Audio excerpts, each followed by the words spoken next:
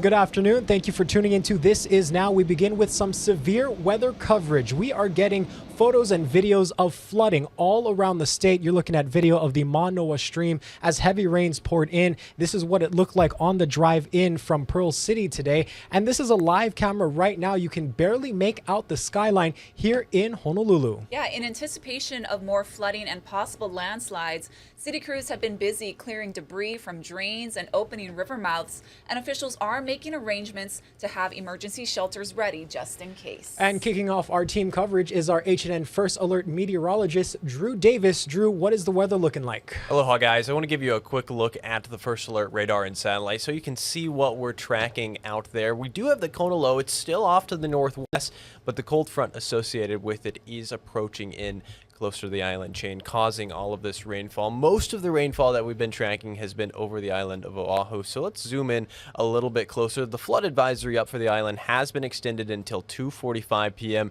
And just a quick look at the radar, you can see a lot of green, a lot of moisture. There's some thunderstorms off to our northeast and off to the south of the island chain as well. Let's take it island by island so you can see what's going on out there. Over near Kauai, most of the rainfall is offshore and is over to the southeast, but a little bit closer over here on the gathering place. We do have another round of rainfall moving in from the south. The cold front has stalled almost exactly over the island of Oahu, so that's why we're seeing all of the rainfall here and moving a little bit closer to the western parts of Maui County. Over the last hour, we've seen rainfall over leeward areas and over windward areas as well. Let's move over a little bit closer to Maui County. You can see over Molokai where that front is stalled just to the west of. There is some rainfall moving over the island, but Lanai and Maui have been relatively quiet. There are flood watches up for Kauai, Oahu, and all of Maui County, but the Big Island has been relatively spared of this weather system. It's sunny out there. There's not much rain on the radar over there as well. Let's take a look at some of the rainfall totals. This is over the last 24 hours. It was last measured at 10 a.m.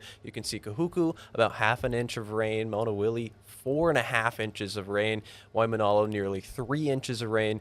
Mililani, 2.34. Waianae, 1 3/4. But at the airport, we've only recorded around a third of an inch, so it's been a widespread varying totals across the island, but we're still expecting more rainfall throughout the rest of today. So I want to give you a look at our First Alert Futurecast. You can see as we're going forward throughout the rest of this afternoon. This is Thursday at 1 p.m. The front is going to continue stalling around the island. That's why we're expecting more rainfall throughout the rest of today. It's been relatively manageable throughout this afternoon. The rainfall hasn't been super heavy like it was earlier in the early morning of today, and we were seeing some thunderstorms as well. We go even further in time, you can see we start to see the front shifting ever so slightly to the western parts of Maui County, and then we're going to start seeing it continue shifting, weakening a little bit, but still the rainfall threat is still there. By the time we get to Friday, we're going to see this front start to shift a little bit further to the northwest and continue weakening over the island of Oahu. And by the time we get to this upcoming Friday and Saturday, the flooding threat becomes more for Kauai as we're going into the weekend. What's very interesting about this cold front actually is it's expected to intensify even further after it gets west of the island of Kauai as we're going into Friday evening and early Saturday morning. You can see right there, that's Saturday at 4 a.m. Further intensification, lots of instability in the atmosphere that is allowing this to happen. So we're watching this very, very closely. Your First Alert 7-day forecast. Again, tomorrow is still a First Alert weather day. You can see on that First Alert Futurecast, we're still tracking further intensification of the cold front. Saturday and Sunday, a slight improvement in the weather pattern, and we're really tracking moisture throughout the rest of today. Tomorrow, Saturday, and Sunday, a little bit of an improvement throughout the weekend, and next week looks pretty good as well. Make sure you have the Hawaii News Now First Alert weather app handy. We're going to be tracking this system throughout the rest of this afternoon and evening, and you can take a look at the interactive radar at any time.